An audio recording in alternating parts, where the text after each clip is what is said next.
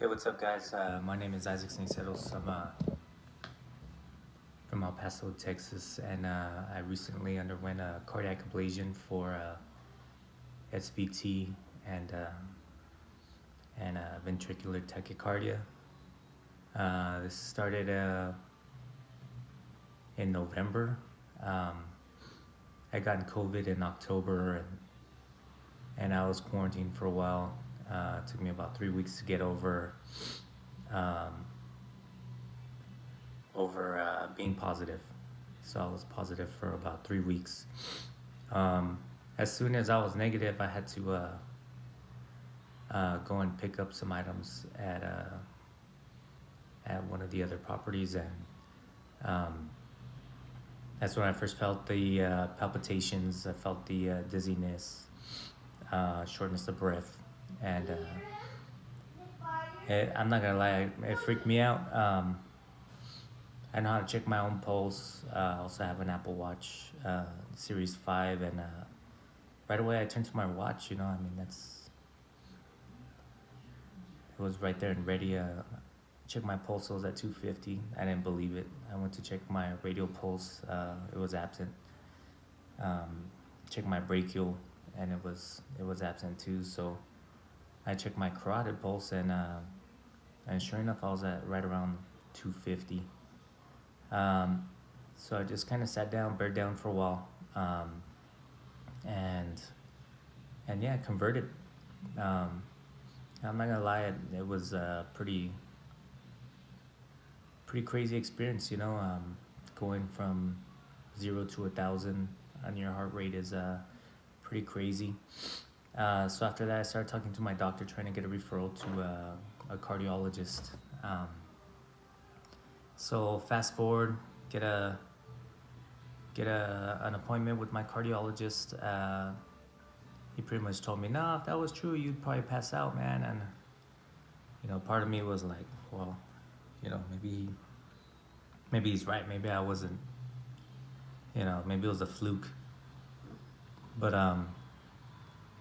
he ended up giving me a 1 month holster monitor to wear, and next day I went to therapy, physical therapy, and I told myself I'm really gonna put in a pretty valiant effort to make this happen again. So did my little warm up. Once I felt nice and loose, I started sprinting uh, just as far as long as I could. Rest, get on it again, do the same thing. Caused myself to go into it. I was able to safely get off the treadmill, go and sit down.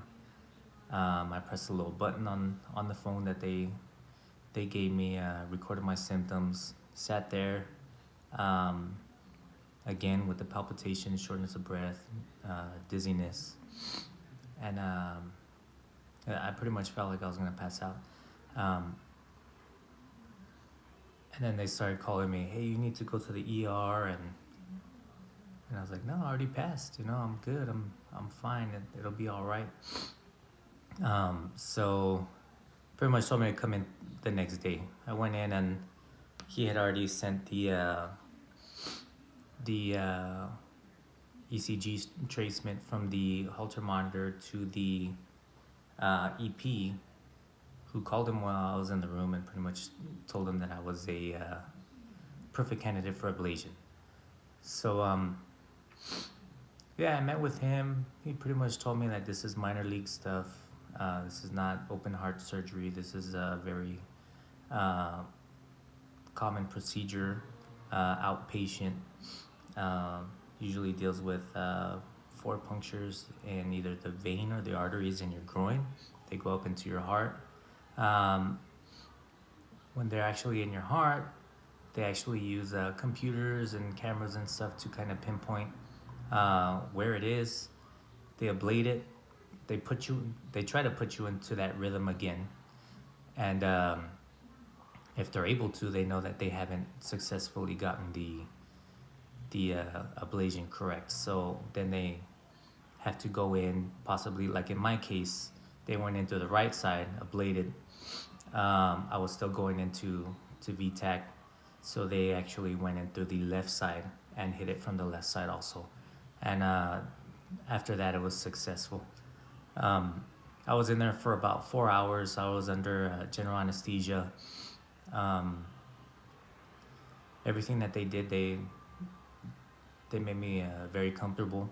So I'm very grateful to the anesthesiologist. He was a real cool guy, older, like skater looking guy. So I got along with him really well. The doctor was young, relatable, uh, and all the nurses there were awesome, top notch. So once you get out, of course they extubate you. They put you in recovery. You have to lay flat um, until the the puncture sites heal. So in my case, they had put these like collagen injections. Uh, Instead of using sutures, they use those now. And so I had 4 of those, and they just lay you flat, and you're supposed to wait. I waited 4 hours before I could leave home, and they're pretty much just making sure that you don't bleed out, that nothing happens to those puncture sites. During that time, I was able to call my family, let them know I felt all right. They fed me, which was kind of weird because I was laying down eating chicken fajitas and stuff. It was kind of a trip, but it was all right. Um, so post surgery, how did I feel? Um, I felt sore. Definitely felt sore. From the tube, I still have like kind of a raspy breath sometimes. I don't know if it's seasonal allergies or whatever, but my groin was very sore, very bruised on the right side, where I think maybe they were in there for longer than the left side. Very swollen, and I did have some nausea, fatigue. There was one day that I think it was like day 3 post surgery where I just pretty much slept all day. Those are things that you need to do for yourself. If you're able to, thankfully I have a very strong support group that, my mom came over, took care of the kids, and I was actually able to go and sleep pretty much the whole day, just getting up to use the restroom and eat. Um, I'm not on any meds, minus aspirin for 30 days. It's now day 14. They've fully cleared me for no restriction workouts. I still haven't worked out. I still feel tight. I think I'm gonna do some dynamic stretching for at least 20 minutes before I even attempt to do anything, But I finally feel better. The times that I have had to exert myself from post-surgery to now, the palpitations have subsided, the headaches, the dizziness, and the fatigue has gotten better. And the nausea, there's hardly any anymore. For those of you that may be on the fence about maybe using medication versus a surgery, I mean, some of the factors are cost. Do you have insurance? For me, I have a high deductible insurance, so I mean, once I used the Holter monitor, I was a third of the way there, so I might as well, you recommend surgery, let's do it. And I'm young, so I don't want to, burden myself or, handcuff myself to a certain medication for the next 50 years of my life. Another factor is accessibility. I mean, I did my due diligence with this EP. I looked him up. He had very good reviews. There's a lot of people out there that have the same issue as us. And little did I know, about 2 or 3 of my friends had the same procedure.